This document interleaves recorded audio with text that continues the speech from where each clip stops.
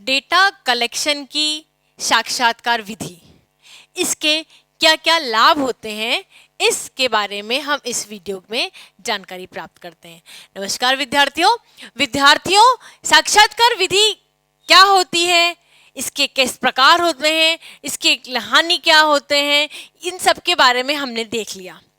किसी भी सिक्के के दो पहलू होते हैं, तो हर व्यक्ति में जिस तरीके से पॉजिटिव और नेगेटिव पॉइंट होता है, इसी तरीके से डेटा इकट्ठा करने की जितने भी मेथड्स हैं उसके सभी के प्लस और माइनस पॉइंट होते हैं।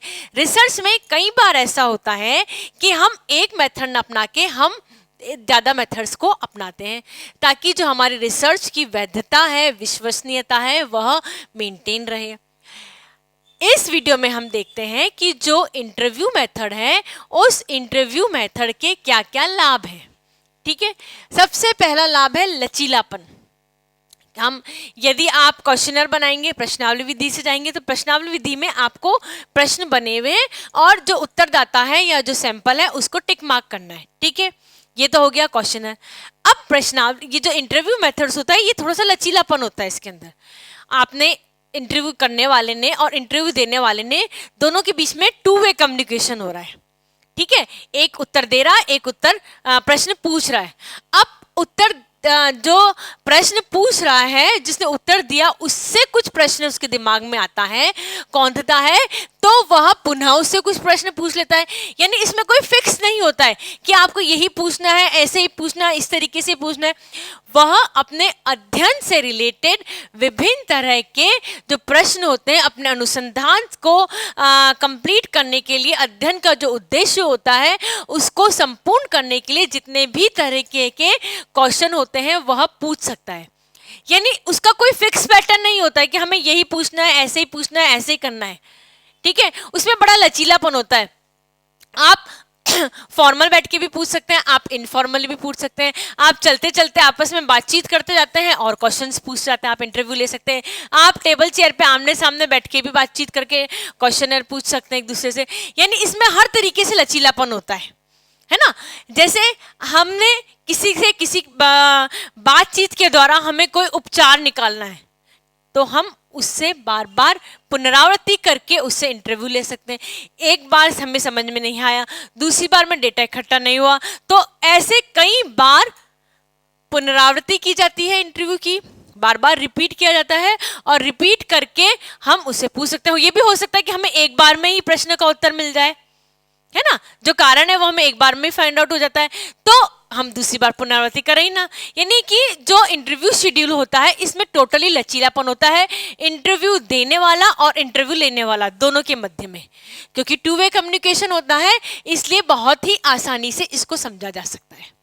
और इसका प्रमुख उद्देश्य ये होता है कि जो अनुसंधान की जो समस्या है, उस समस्या का पूर्ण तरीके से, विभिन्न तरीके से उसका निदान निकालना। नेक्स्ट है प्रश्नों की रचना की सरलता।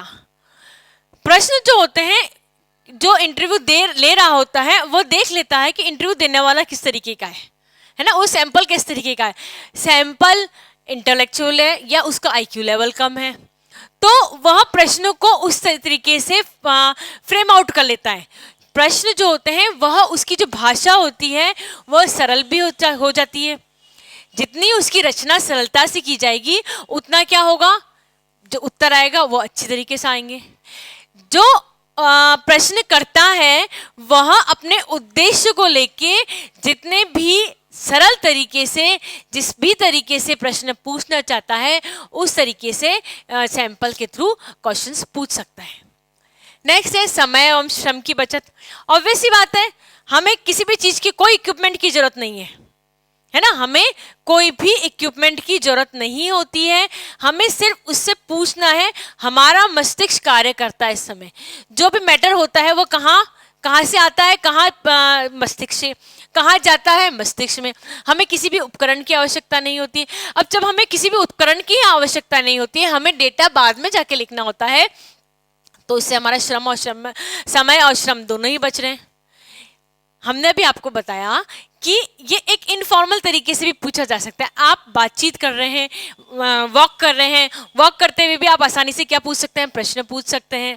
आप गेम्स खेल रहे हैं, बच्चों से जब साक्षात्कार करना होता है तब गेम्स खेलते रहे बच्चा, बच्चों के साथ में गेम्स खेलते हुए इन्वॉल्व हो जाइए और उससे क्वेश्चन पूछ लीजिए। यानी समय और श्रम की हर तरीके से इसमें बचत हो जाती है। समय की बचत का ऐसे भी कह सकते हैं क्योंकि हमने दीर्घकालीन इंटरव्यू लिया है और दीर्घकालीन इंटरव्यू में हमने बार बार उसको प्रोवोक करके हमने क्या फाइंड आउट कराए, आंसर फाइंड आउट कराए, है ना। यानी हमारे समय और जो श्रम है वह दोनों ही बच जाते हैं। धन की बचत अभी हमने आपको बताया, इसमें किसी भी उपकरण की आवश्यकता नहीं होती है। केवल क्या होता है, हम हमारा जो मस्तिष्क होता है उसका उपयोग कर रहे हैं, हमारी जो ज्ञानेंद्रियां हैं हम उस ज्ञानेंद्रियों का उपयोग कर रहे हैं। अब चूंकि हम उसकी ज्ञानेंद्रियों का प्रयोग कर रहे हैं, अतः क्या है, धन की बचत हो रही है। कोई इक्विपमेंट नहीं खरीद रहे हैं, कोई इक्विपमेंट नहीं खरीद रहे हैं तो हमारे धन की बचत हो रही है। समय और श्रम की बचत हो रही है, यानी कि हमारे धन की बचत हो रही है। यानी कहने का तात्पर्य हमारे यहाँ पर यह है कि इंटरव्यू मेथड जो होता है इसमें समय, धन और श्रम की बचत होती है। यह एक बहुत ही मितव्ययी मेथड होता है जिससे कि आप डेटा इकट्ठा कर सकते हैं, जटिल समस्याओं के लिए उपयुक्त। बिल्कुल, कई बार ऐसा होता है, अब हम पहले भी आपको एग्जांपल देते हैं यहाँ पे कि बच्चे का फैमिली बैकग्राउंड बहुत अच्छा है, बच्चे का एजुकेशनल बैकग्राउंड बहुत अच्छा है, बच्चे का फाइनेंशियल बैकग्राउंड अच्छा है, फिर भी बच्चा चोरी में कर रहा है या बाल अपराध में लिप्त हो रहा है, तो ये एक बड़ी जटिल समस्या है। उसके पास सब सुख सुविधाएं हैं, है ना, क्योंकि फैमिली भी बैकग्राउंड भी अच्छा है, एजुकेशनल बैकग्राउंड भी अच्छा है और फाइनेंशियल बैकग्राउंड भी अच्छा है, सब कुछ अच्छा है, फिर भी एक बड़ी जटिल समस्या आ रही है पेरेंट्स के सामने कि बच्चा जो है वह बाल अपराध में लिप्त हो रहा है और उसको हटाना है वहां से। समस्या बाल अपराध हो रही है। अब चूंकि समस्या बहुत ही जटिल समस्या है, इस समस्या को किस तरीके से दूर किया जा सकता है, बट ऑब्वियस जो इंटरव्यू करने वाला है वह बच्चे से विभिन्न तरीके से सवाल पूछेगा, अलग अलग तरीके से सवाल पूछेगा, उसका जो साइकोलॉजी है, उसके जो संवेग है, उसके बारे में संपूर्ण जानकारी प्राप्त करेगा। यह एक जटिल समस्या है कि बच्चा बाल अपराध में क्यों जा रहा है ना। कारण, जैसे हम यहाँ पे एग्जाम्पल लेते हैं, कारण हो सकता है कि इंटरनेट हो, हम अजम्पशन कर रहे हैं इस कारण का, हम परिकल्पना कर रहे हैं कि बच्चा मोबाइल में इतना लिप्त रहता है, इतना इन्वॉल्व रहता है कि बच्चे ने जो वीडियोस देखे हैं नेट पे वो केवल अपराधियों के देखे हैं और चूंकि उसने अपराधियों के वीडियो देखे हैं तो उसके दिमाग में केवल अपराध आ गया है, सेट हो गया है। ठीक है, तो समस्या बहुत ही जटिल थी।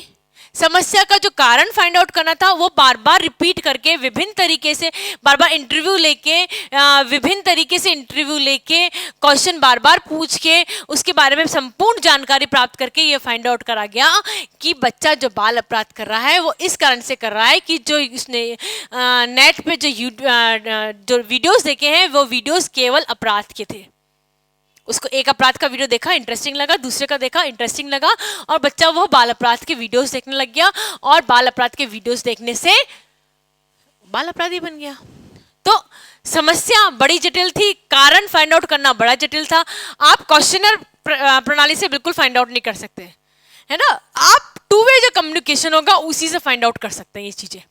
यानी कुछ समस्याएं ऐसी होती हैं जो कि केवल और केवल इंटरव्यू मेथड से फाइंड आउट की जा सकती हैं, जिसमें से एक समस्या क्या है, आपकी जितनी भी जटिल समस्या है उनको फाइंड आउट करना भी इंटरव्यू मेथड का ही कार्य होता है। विश्वसनीय एवं शुद्ध परिणाम, बिल्कुल इसके अंदर विश्वसनीय और शुद्ध परिणाम कैसे आते हैं, क्योंकि जो हम टू वे कम्युनिकेशन कर रहे हैं, हम सबसे पहली बात तो हम कम्युनिकेशन कर रहे हैं, और कम्युनिकेशन में भी हम कौन सा कम्युनिकेशन कर रहे हैं, टू वे कम्युनिकेशन कर रहे हैं। हम उससे बातचीत कर रहे हैं, इंटरव्यू देने वाला और इंटरव्यू लेने वाला दोनों के बीच में बातचीत हो रही है।